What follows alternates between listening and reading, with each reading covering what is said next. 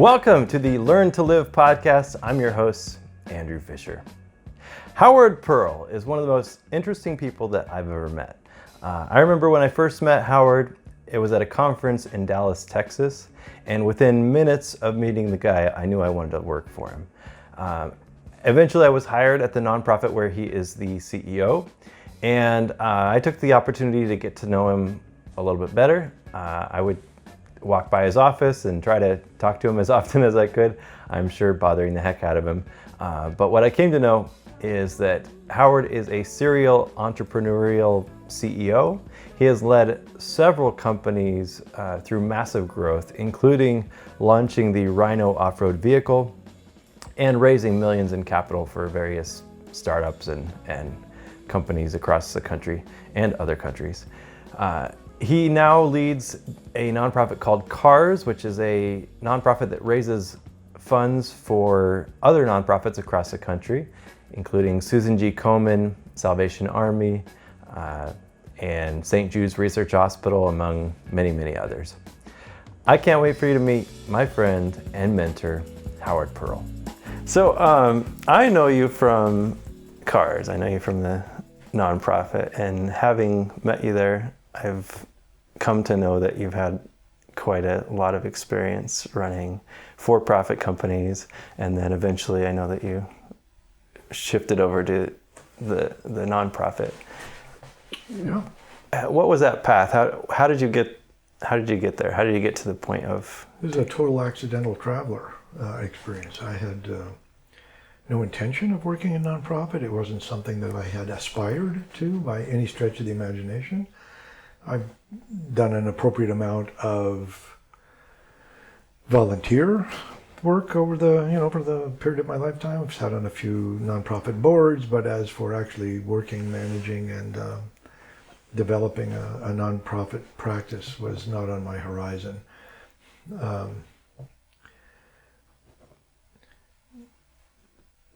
I get bored.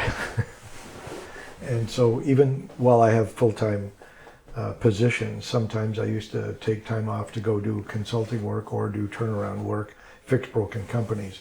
For most of my career, I've worked for myself. And so I've been able to do that. Say, here, run this for a bit, I'm going over here to do that.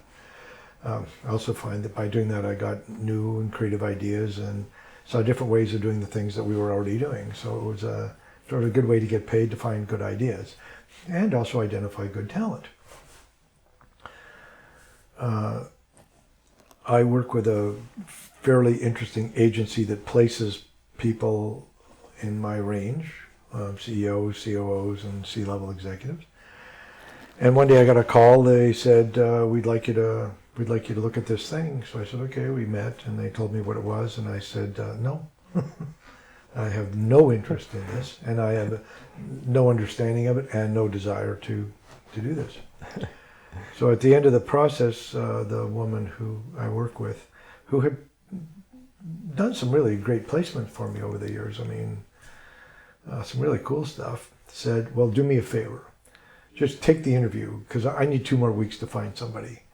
And so I need you to go take the interview. So I said, okay, I'll go take the interview for you and buy you some time.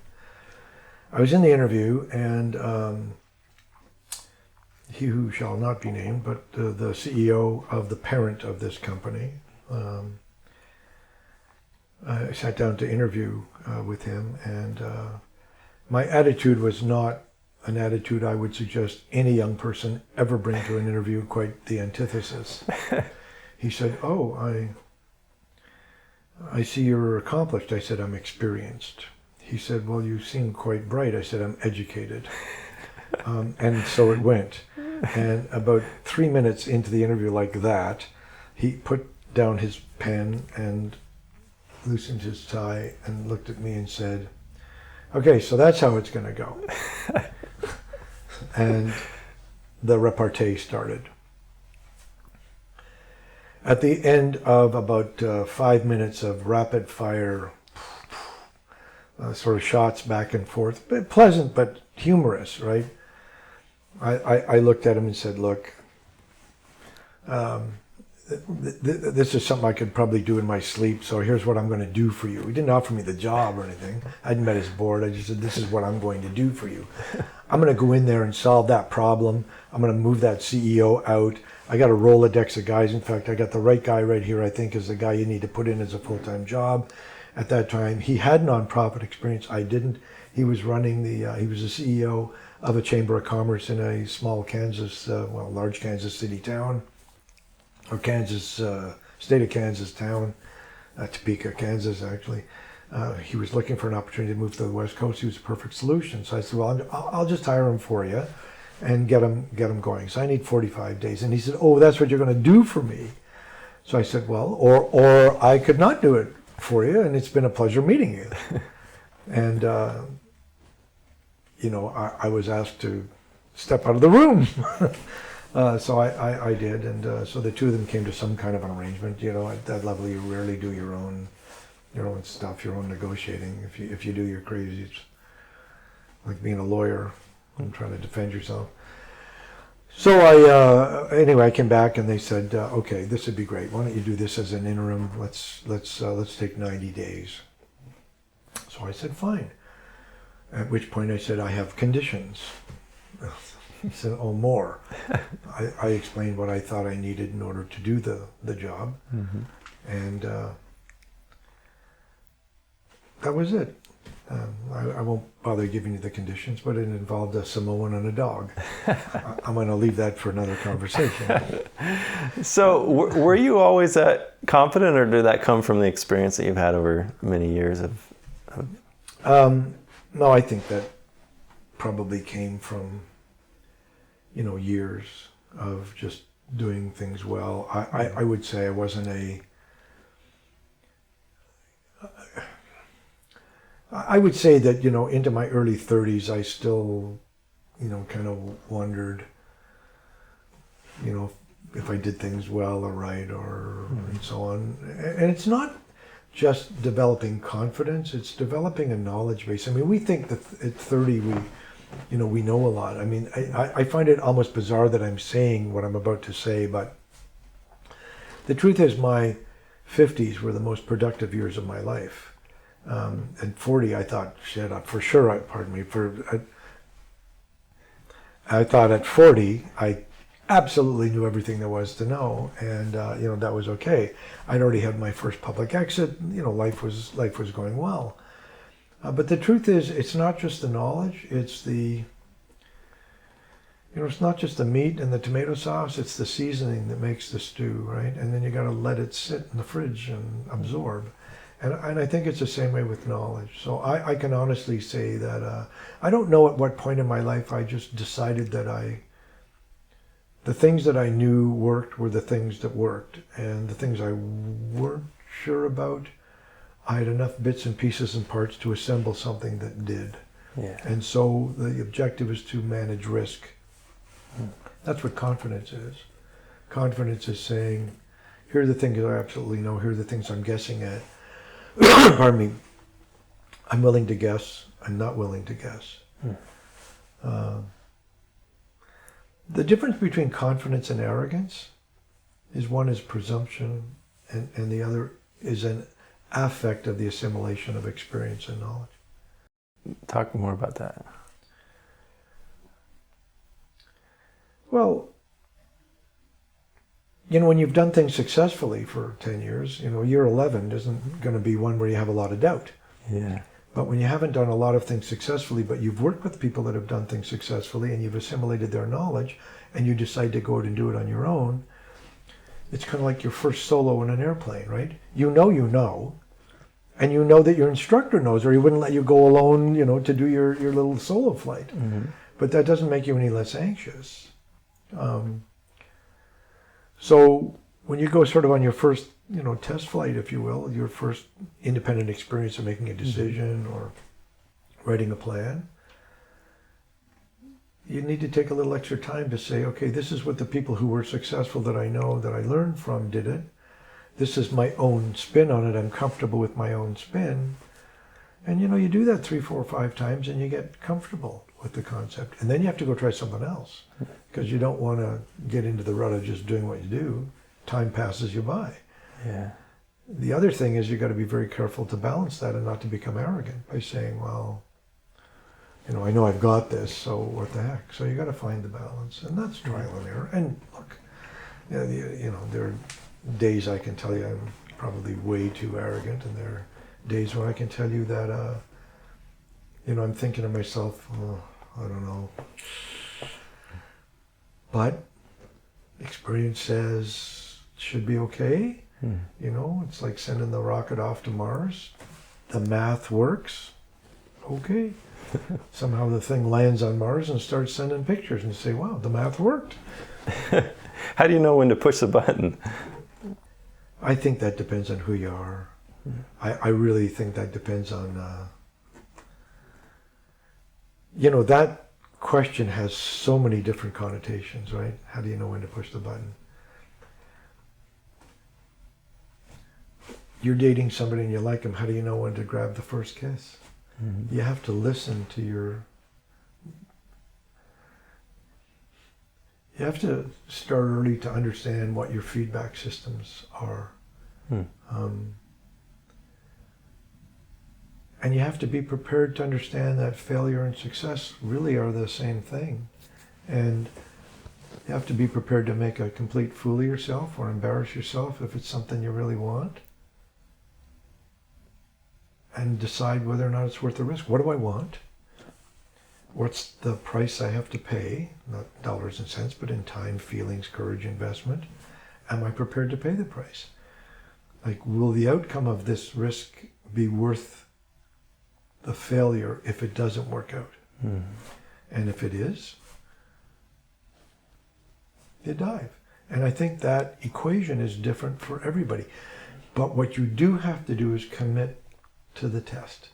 You have to commit to trial. If you want to be a success, if you want to achieve more than the average, if you don't want to run middle of the pack and just do what everybody else is doing and maybe occasionally have a blip, then you have to be prepared, to break some glass. You got to be prepared to be the icebreaker, and out there taking the heavy weight.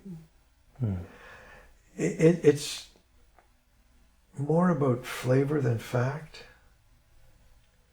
You have to develop, as I said, a feedback system that says, I'm okay with this. Oh, I don't know. And people who are unemotional, that don't have a lot of emotional feedback systems, are more mechanical about it. We know the department head you used to work for, who again shall remain nameless, had an emotional quotient that was, minimal. But by taking communications courses and so on, he began to realize how important it was for everybody else to have emotional feedback.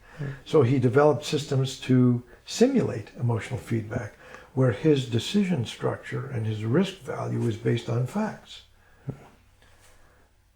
For people like you, who I find to be more emotionally vested in your relationships, with people like me who are very emotionally invested, we have to begin to understand that, that means this and that means that and this means this.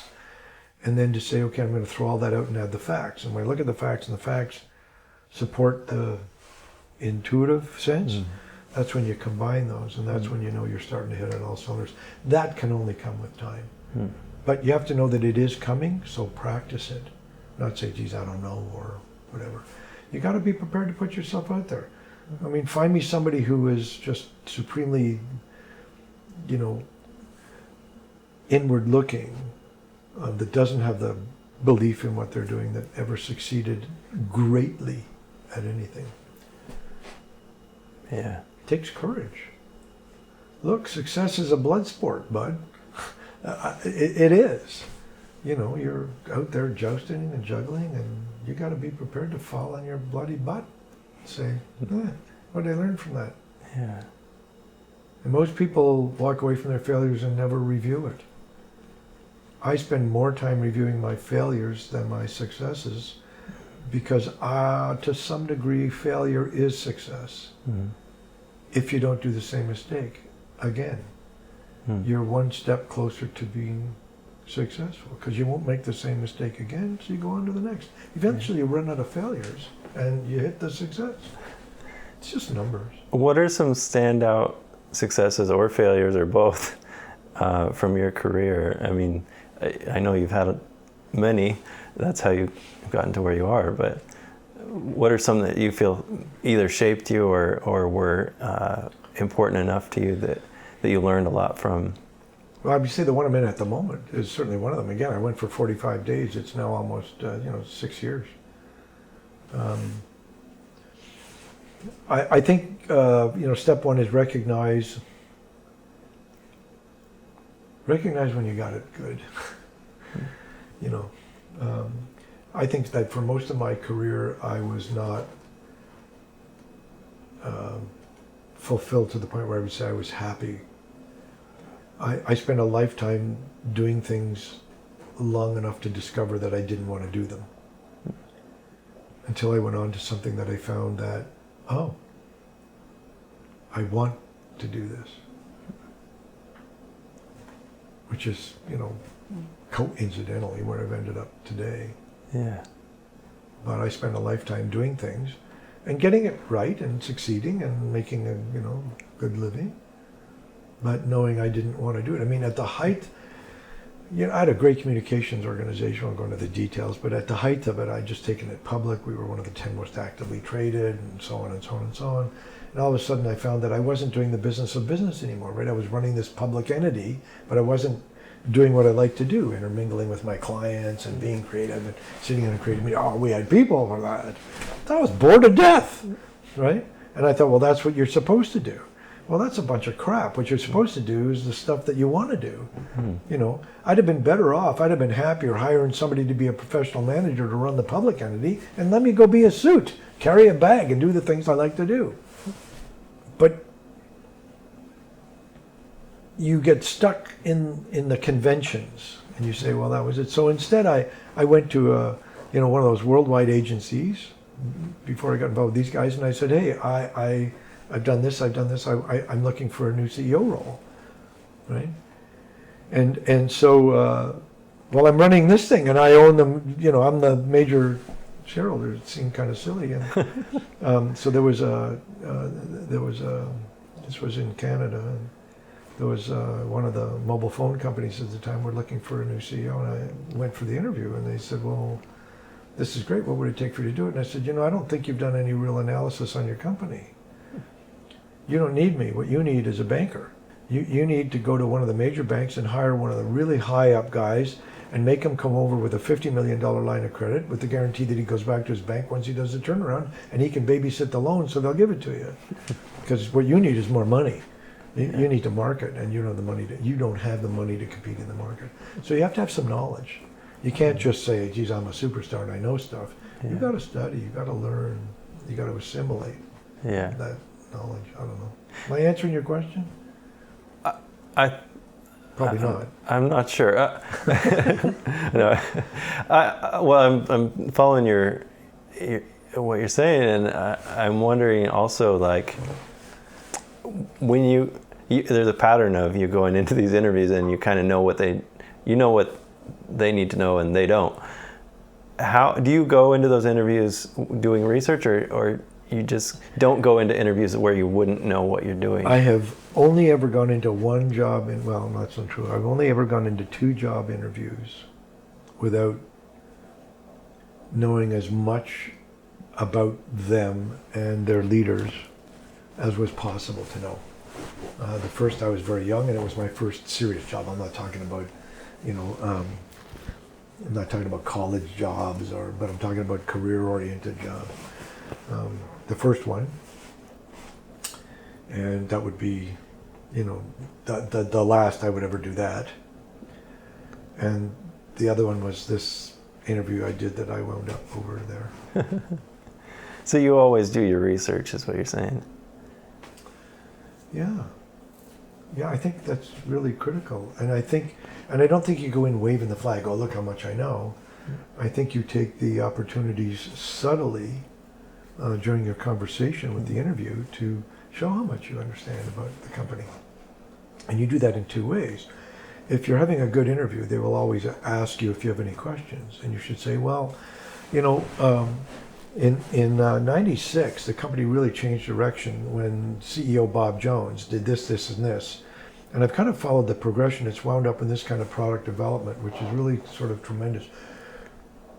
What do you think it would take for this company to find another sort of resource at the helm to do a groundbreaking whatever?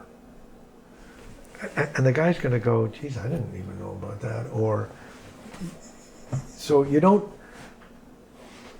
arrogant with your knowledge, you weaponize it. Mm-hmm. Yeah. No, let me put that a different way. You subtly display that you've done your research and you're comfortable. And you could say, look, you know, before I go, I don't have any questions, or I do have questions, but what I really want to state is why I want to work for this company. The things I've discovered while I've done my own sort of trying to get a practical understanding so that I could come in here and represent myself responsibly. Because again, it's about humility. I found these things. Or again, you want to display that you have a knowledge, and you want to display that you've got the knowledge not because you're trying to ace the interview, but because you're trying to decide if it was a place that you wanted to work. The assumption should be, you're going to hire me, not because I'm so great, but I expect during this interview that I will comport myself in a way that you'd want to hire me. And so I need to behave in a manner that says, I expect you to hire me, and I can display the rationale for that by being the person you need. Research the position. Research the company, but research the position. If there's any way, shape, or form, you know, cruise the internet, find somebody in your alum, anybody who works for the company where you can get a job description ahead of it, you know, not just the one they publish, but what's the real expectation. Who's the department head? Go into their LinkedIn, see who the department is. Who are they linked to? What kind of person? Hey, maybe you know somebody who knows the guy. Tell me about this guy, right? Why would you do all that work? I mean, I think a lot of people probably wouldn't even think to go that far. Well, because for me, every job is just a stepping stone to the next thing, right? I mean, I want to go to work somewhere I want to go to work, whether I intend to stay forever or I just intend to stay for a little while. Like, what do you want in a life? I mean, I'm working with a guy now who I expect to ultimately come in and become the chief executive to replace me, right?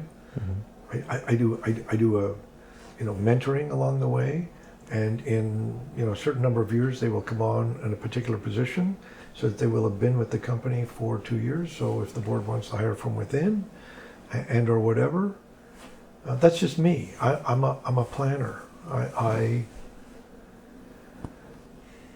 I don't think I've succeeded because I've been lucky. I think I've succeeded because I've worked at it. I've always known kind of who I wanted to be. I just didn't know what was the vehicle to get me there, which is why I kept doing these things, pardon me, that gave me a little more so I could go on. But when I got to the point where I recognized it wasn't what I wanted to do, I came to the conclusion that I wanted to do all of it. And what did that mean? What that meant was I needed to go into general management. If you're going to go into general management, from my perspective, hey, make me the chief executive. I will learn how to manage risk. Now, I've got people that work for me right now that have the skill set to be a chief executive that have no interest in being a chief executive. So it's not always about wanting to be the biggest, the best. So sometimes finding the mid position and fitting in is your definition of success. And nobody can determine that but you. You got to look in the mirror often and say, what is a worthy ideal for me? And in my life, the definition of success is that it is the progressive realization of a worthy ideal. Right? The progressive movement towards this thing that you picture. And you've heard me say a million times, the picture is the key, right? I mean, you hear all these cliches. If you can see it, you can believe it. If you can believe it, you can achieve it, blah, blah, blah. Well, to some degree, that's correct. Vision and being able to articulate a vision is, I believe, the key to success. Because if you can see something, then you can say, hey, look, it's just a picture, right? What's a picture? It's a bunch of pixels, put together. So I can take this handful of pixels and say, oh, okay, I can become that, which means I become that part of the picture. Or I can say, hey, you take care of these. You take that. And you build this sort of symphony of people that each take a bunch of the pixels. And at the end of the day, when they've all thrown their stuff at the wall, you stand back and go, that's it. We need to touch this up and touch that. But so the best way to do that is to, one, practice, visualizing what it is you want, right? Remember we talked about writing things down and being able to look at them, and then the next most important issue is to be able to articulate that vision at all levels of the organization, whether they're in our case, the DSRs, to the board, right? Had another town hall the other day, everybody's saying, wow, what a great place, blah, blah, blah. Why? Because I take the time to make sure that everybody, it's just me. There are other CEOs that do it in other ways that are way more successful than I, because of the opportunities that they chose to be. I mean, I don't want to be the CEO of Verizon. Why? It's a political job. It's not an operational job. It's not a build the company job. It's not a make it more job. It's politics. I wouldn't want to be the head of Apple. I wouldn't want to be the head of General Motors or Ford or any of those. I don't want the power. Right? I want the affect, not the effect. I want the affect. I want what I do to touch people. I like touching people. Yeah. What do you think is an example of something that you're proud of from your career, whether that's recent or a long time ago? Oh, you want me to pick one? Yeah, or a couple, or a few. I'm proud of my career. I'm proud of my successes, and I'm proud of my failures, and I'm proud of the things that I learned from my failures that led to greater successes. I'm mostly proud of the dozens of leaders I've created over the span of my leadership role in the C-level. I'm proud of the people who have gone on to be chief executives themselves in other corporations and been successful. I'm proud that they're comfortable enough 20 years later to call me up and say, geez, I got a really interesting one. Can you noodle this with me? I'm proud to, on a very personal level, to say, hey, I think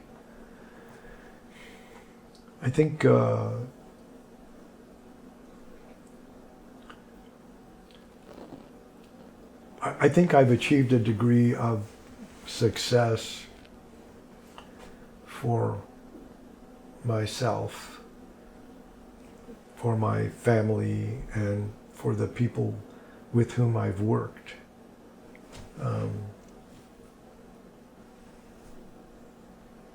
And I think that's good. I don't want to be arrogant about it, but when you get particularly in this day and age, when you get people that stay with you a long time. I've had no senior level turnover in over 6 years since I walked in the door, and they're smart people.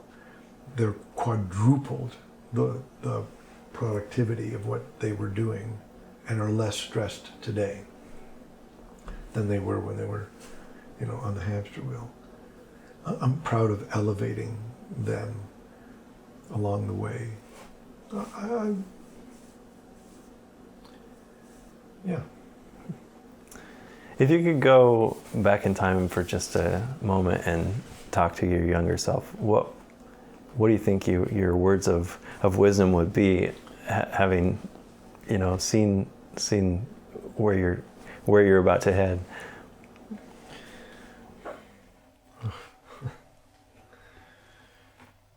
I would have understood not to take things so personally years and years and years and years before I got there.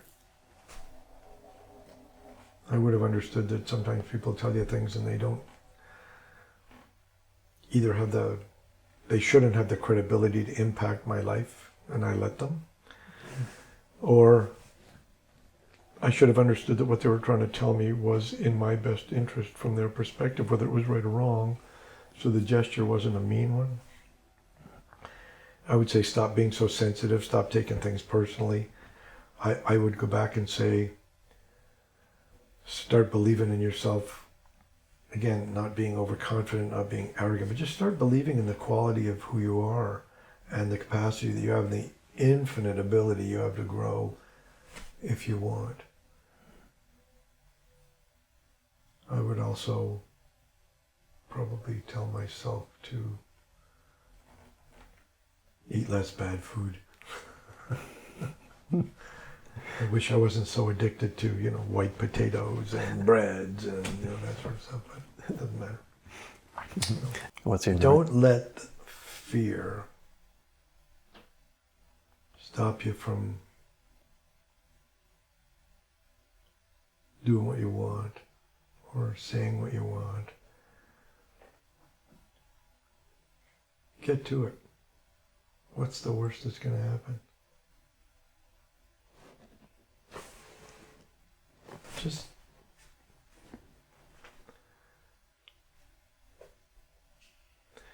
don't give in to what you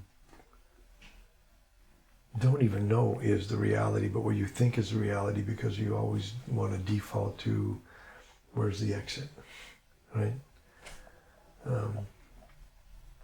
Yeah, something like that. Yeah. And then, okay, one last question. Yeah. Do you ever get depressed? And if you do, how do you get out of it? And if you don't, how do you stay out of it? Okay, the question is really, who motivates the motivators? And the answer to that is the motivated. Do I get depressed? I don't know that I could say I get depressed. I get down like everybody else. Things maybe that aren't working, or you just have blue days or blue weeks. Again, I'm going to come back to vision. If you can articulate your vision, when you're having a bad day and you look at that and say, well, I've accomplished this much and a long way to go, but I can see where the next connection is. You just got to do your work. Put your head down and do your work. And you will march out of your funk by the things that you accomplish when you look back at them. When I get down, I just work harder. I focus on the objective.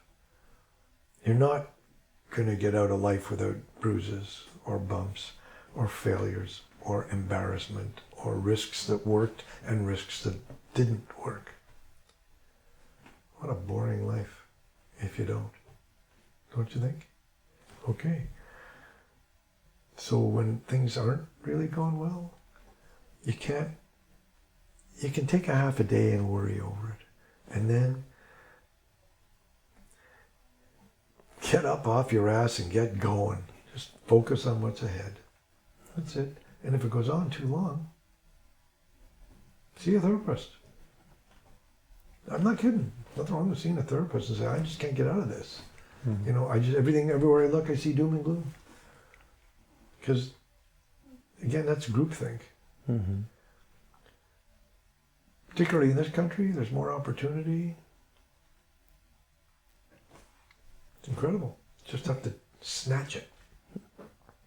Okay, I did think of one more question. Well, you can think of 10 more. Okay. So you had me, or you suggested that I write down a list of objectives, take 30 days, some amount of time like that, and just sit down and write goals for my life, which I did. I have them here. You did the same thing when you were young. Have you accomplished them all? And if not, what's left? Or what did you? I don't even remember some of the things that were on the list when I was in my 20s, or some of the things were on my list in the 30s, or some of the things were on my list in the 40s. Things that were important to me changed as my life changed, as I grew, as I did this or did that. Forget it. You're not going to accomplish them all. Who are you? You're not going to accomplish them all. So accomplish the ones that become more important. And as time moves on and you recognize that your time is limited, you start to say, wait a minute, this one's more important than that one. So, and so you the way you choose starts to be governed by how much resource you have, quality of your life, what's going on, what your partner is like if you have a partner, and what you think you have time for. Look, it's only two tangible things that you can invest: your money and your time. You can't earn more time. And the mistake that everybody your age makes is, I'll never run out of time. I made that conclusion. Every young person makes that conclusion, right? There's no end. There's no tomorrow. Time? What is that? Value your time. Understand the value of your time. What's it worth? What's it worth? And for God's sakes, don't take it all so seriously. Have some damn fun along the way. Enjoy what you're doing. Enjoy your accomplishments. Have some fun. Whatever that is for you, have some fun. I like it. Let's end with that.